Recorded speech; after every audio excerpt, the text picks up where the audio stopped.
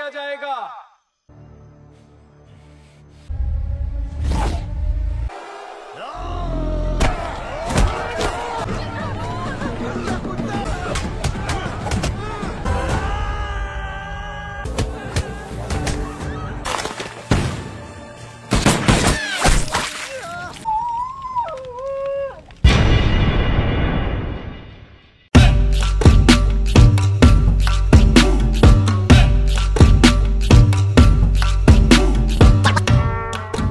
Hai gengs, udah siap belum nih buat film paling gokil, paling seru sekaligus paling bikin nyesek hati tahun ini?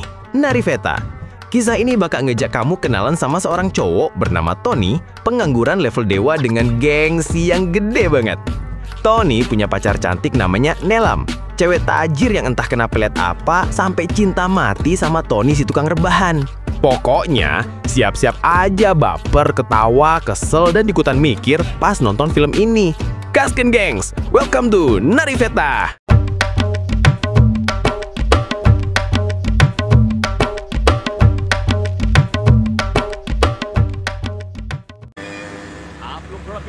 Di awal kisah, kita ketemu sama beberapa polisi yang lagi sibuk nyariin cowok bernama Tony. Nah, hari ini kebetulan lagi ada pasar malam nih di daerah Valley and Cow. Tiba-tiba mereka dapat kabar, Tony ternyata kelihatan kabur ke hutan Trinoli. Terus gimana dong?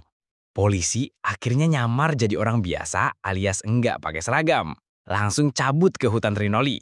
Nah, di jalan hutan itu, si Tony numpang mobil yang ternyata lagi bawa binatang.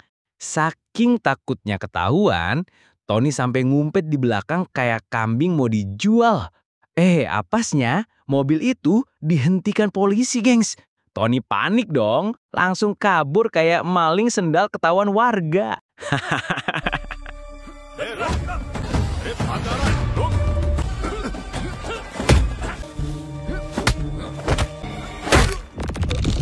Nah, pas pingsan ini, Tony malah flashback ke masa lalunya. Flashback dimulai di sebuah desa adat. Ada cewek namanya Mimi lagi ribut sama anak tetangga gara-gara masalah receh. Orang tua mereka jadi ikut ribut juga dong, makin rame dah tuh. Tiba-tiba datanglah seorang bapak gondrong bernama Govin langsung nyindir tipis-tipis. Kalian nih masalah remeh gini aja ributnya kayak sinetron. Kalau begini terus, ntar aku laporin ke Pak Kades loh. Suatu hari, Govin lagi jalan di hutan. Nemu 2 biji buah jatuh di tanah. Pas dia mau ambil, tiba-tiba muncul si pemilik kebun. Govin langsung dituduh maling dong. Yeelah, Govin digebukin dulu sebelum dibawa ke kantor polisi terdekat. Sampai kantor, untung polisinya rada bijak nih. Dikeluarinlah duit 6 rupiah dari kantong. Ya, zaman dulu uang segitu masih berharga lah ya. Dikasih ke pemilik kebun sambil bilang, "Udah nih, harga buah lok paling segini doang. Lunas ya, gak usah rebay." Pemilik kebun tetap kesel dong, katanya. Pak, ini soal maling. Dasar mereka ini suka nyolong. Kemarin nyolong buah, besok-besok rumah saya yang dibawa kabur. Pak polisi santai aja jawabnya.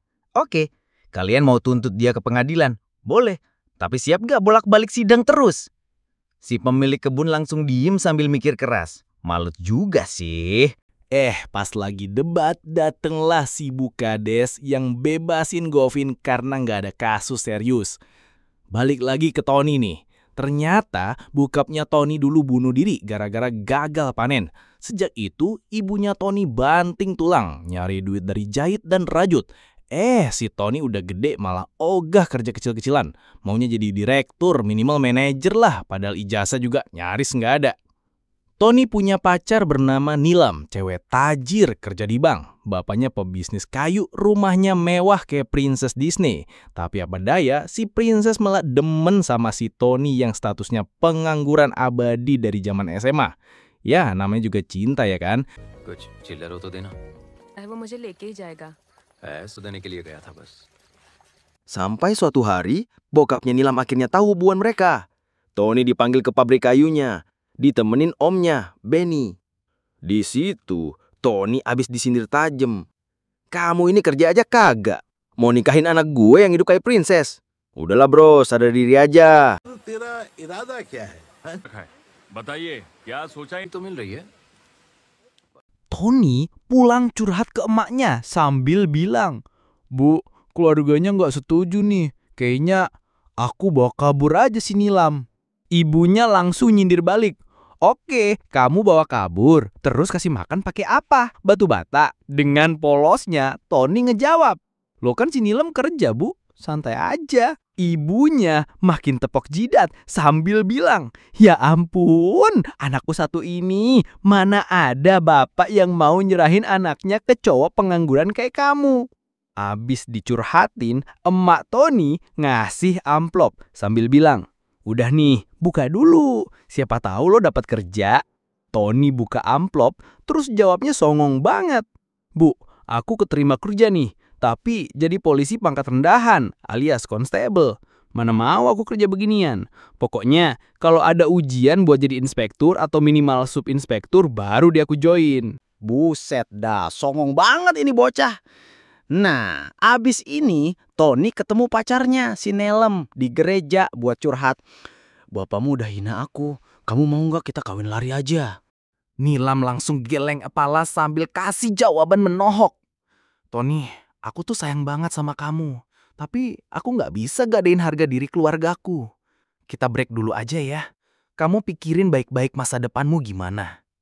Aduh, Tony langsung patah hati, hancur berkeping-keping. Nangis-nangis galau seharian. 1-2 महीने में जमा कर देंगे जब कामयाब हो जाएगा ना सब Nah, akhirnya Tony sadar juga dikit. Dia masuk kerja sebagai konstebel. Suatu hari, tim Tony dikirim ke desa buat gusurin tanah warga. Tapi warga nolak dong. Pas lagi bujukin seorang kakek, Tony malah ditampar bolak-balik sama tuh kakek.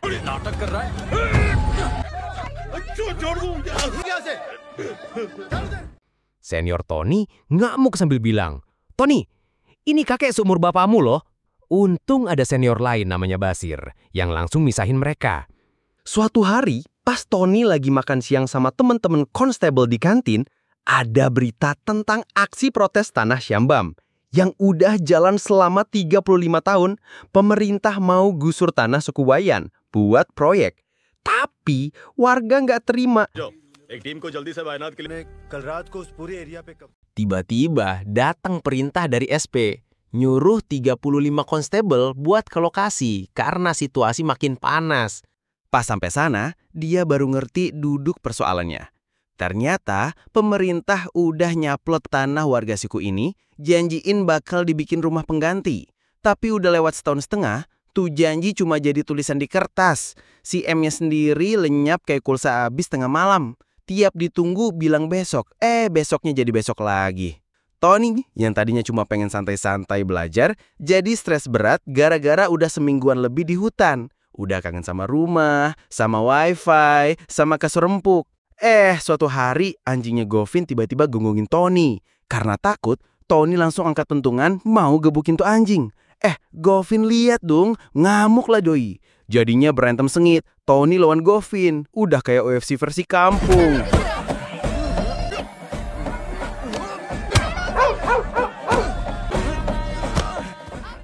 Melihat keributan ini, akhirnya warga dan polisi turun tangan misahin mereka. Tony kena omel lagi deh, langganan banget dia diomelin. Setengah bulan berlalu, datang pejabat polisi senior buat negosiasi sama Mukhia alias kepala suku. Udah mau musim hujan nih, kalian bubar aja ya. Kalau banjir gimana? Belum lagi ada hewan buas. Lagian kami juga capek nungguin kalian di sini. Tapi si Mukhia jawab tegas, Pak, kami juga nggak doyan kok tinggal di hutan. Cuma mau kemana lagi coba? Rumah kami udah kalian embat. Janji rumah baru tinggal mimpi. Kalian sih enak pulang ke rumah masing-masing. Lah, kami mau kemana? Mau hujan, mau panas. Hutan ini udah jadi rumah kami sekarang. Kami nggak bubar sebelum dapat rumah atau solusi. Beberapa hari kemudian, pemerintah ngirimin pasukan khusus. Katanya sih, para pendemo dapat dukungan dari gerakan separatis yang ada di hutan. Kalau enggak, mana mungkin demo tahan lama begini? Jadi, pasukan khusus plus polisi bareng-bareng sweeping hutan cari markas mereka.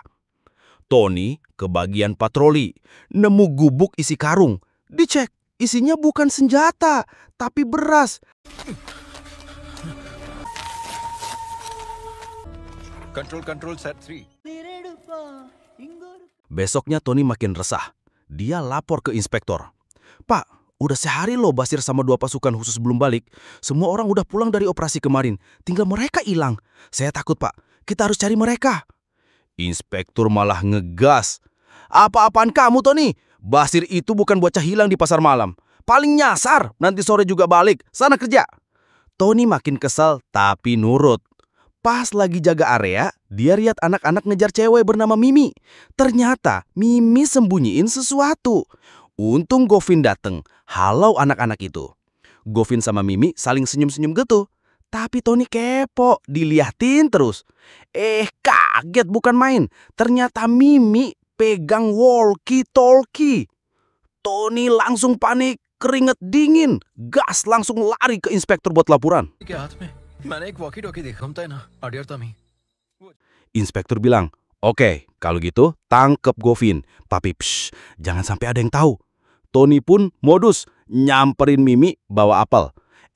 Govin lihat, langsung marah, duel lagi. Tapi ternyata emang itu plan Tony. Govin dibanting, dibawa ke camp. Di sana, Govin diinterogasi. Ngaku, kalian sandera 2 polisi kami biar pemerintah nurut kan? Govin bilang, astaga naga, saya nggak tahu apa-apa Pak. Tapi polisinya main kasar. Govin digantung pakai tali, dipukulin betisnya pakai tongkat. Saking sakitnya, si Govin sampai pipis di perut sendiri.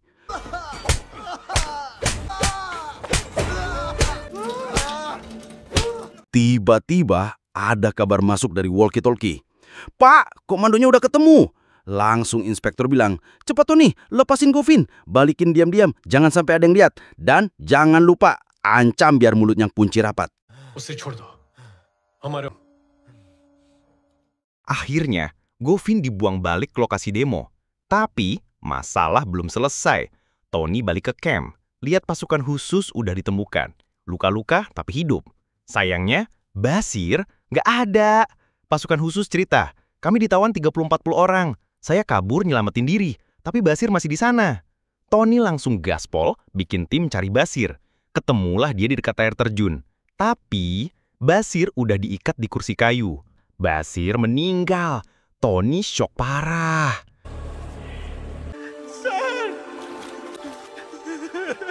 Mayat Basir dikirim ke rumah, datang 2 perwira baru dari kota.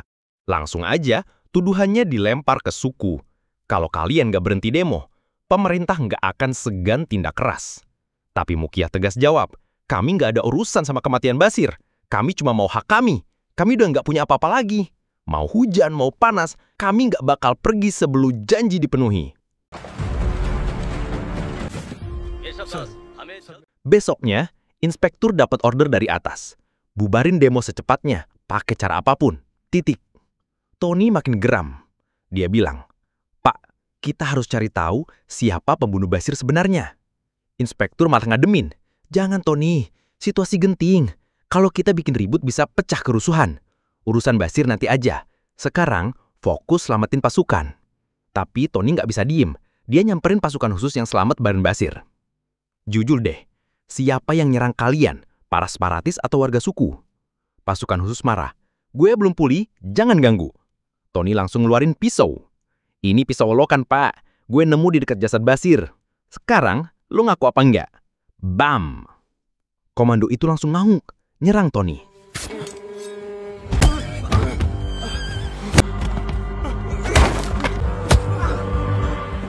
Flashback muncul. Ternyata, Basir bukan dibunuh separatis, bukan dibunuh warga suku, tapi dibunuh oleh pasukan khusus itu sendiri. Namanya Daya. Dia tikam Basir, terus ngatur skenario biar nyalain orang lain. Balik ke real time, Tony lari-larian nyelamatin dari Daya. Akhirnya dia kabur ke inspektur, ceritain semuanya. Kalau benar suku yang bunuh Basir, Sir, ya mereka pasti manfaatin buat nego sama pemerintah. Mereka nggak bego lah, mana mungkin langsung bunuh. Lagian, kalau mereka bunuh pun pasti pakai panah, pakai tombak. Inspektur malah ngegas balik. Tony, fokus. Lo tuh di sini buat bubarin demo, bukan jadi detektif Conan nyari siapa dalam pembunuh Basir. Tony makin ngenyel. Akhirnya, duar. Gate van ditutup. Tony dikunci bareng para pasukan khusus. Inspektur ngaku belak-belakan. Kita nggak niat bunuh Basir. Makanya, hari itu kita rencanain lo jadiin kambing hitam. Makanya gue pairing lo sama Daya. Atas udah tekan. Strike harus kelar. Jadi, kita rancang skenario bunuh salah satu polisi kita sendiri.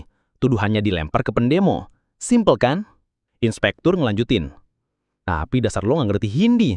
Jadinya, Basir yang maju bareng Daya. Dan Daya tetap harus eksekusi. Ya Basir lah yang tewas. Nah sekarang, lo sok jadi CBI officer. Padahal, jelas ini game politik. Udah, cukup, selesai. Break. Tony dipukul belakang kepala, pingsan. Pas bangun, Tony dengar keributan. Di luar van, udah kaos geng. Polisi bawa pentungan, suku keluarin panah dan tombak. Polisi bukannya mundur, malah langsung gebuk semua orang. Tua, muda, cewek, anak-anak, semua kena pentungan. Akhirnya warga juga balik ngelawan. Perang pecah.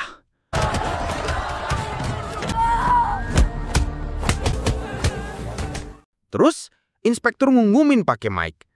Diizinkan tembak untuk bela diri. Boom! Udah, tamat. Polisi bawa senapan, suku cuma bawa panah. Bisa ditebak kan? Peluru versus panah. Hasilnya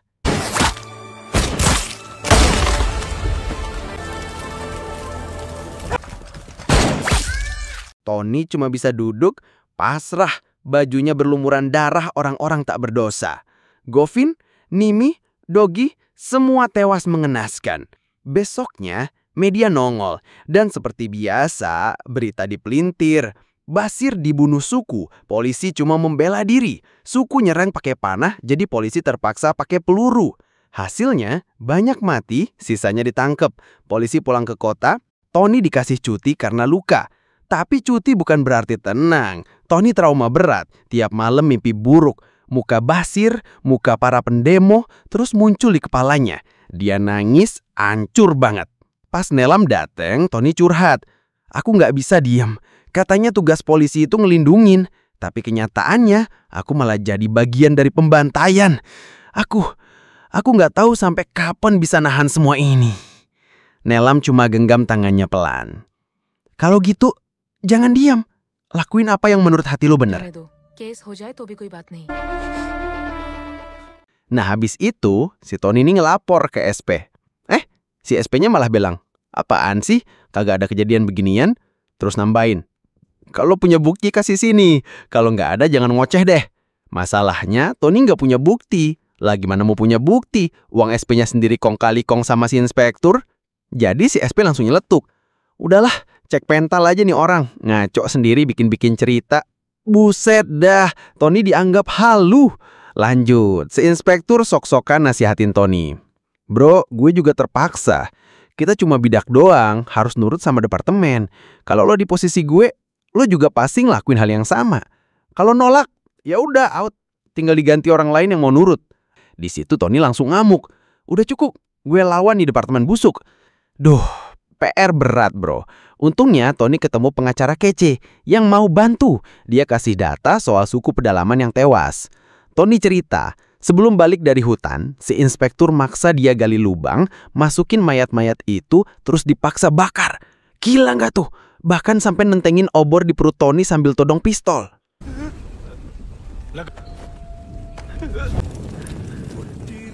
Pengacara nyeletuk. Bro, data lu cuma ada 4 orang, tapi katanya 5 orang yang mati. Tony jawab pawan. Yang kelima, Mimi, anak kecil umur 7 tahun. Karena dia suku pedalaman, dia nggak pernah sekolah. Jadi nggak ada dokumen pemerintah. Nggak ada yang tahu kalau dia ada. Wah, ini bikin merinding asli. Terus Tony bilang, Pak, saya sendirian lawan semua ini. Butuh perlindungan. Pengacara malah nyemangatin. Tenang bro, lu nggak sendirian. Ada pengadilan di belakang lo. Mereka bakal bikin tim khusus buat bongkar semua bukti. Nah, makin mantep nih. Singkat cerita, tanggal 11 November 2003, Tony diajak ke TKP bareng tim forensik. Lubang yang dulu ditutup polisi udah tumbuhin rumput liar. Mereka gali dan jreng, nemu rangka manusia. Nah loh, Rahasia hampir kebongkar. Tapi malamnya si inspektur nggak tinggal diam. Tony ditangkap, disiksa di gubuk kosong. Bener-bener pengen bungkam dia. Tapi yang dia nggak tahu, Tony udah nyimpen semua bukti, di backing sama pengacara dan pengadilan. Akhirnya, Tony buka semua fakta. Pas denger itu, si inspektur langsung pucat. Dia sadar, waduh, bunuh Tony pun udah percuma. Game over. Dan bener aja, pengadilan ngehukum semua polisi bejat yang terlibat. Rahasia yang tadinya mau dikubur dalam-dalam, akhirnya kebongkar. Korban dapat keadilan. Tony bisa tarik napas lega. Dan yap bro, di situ filmnya kelar. Gimana menurut lo? Seru nggak? Gerget nggak? Kalau suka, jangan lupa nongkrong lagi di video selanjutnya. Jaga diri lo baik-baik. Dan yang terakhir, thanks for watching.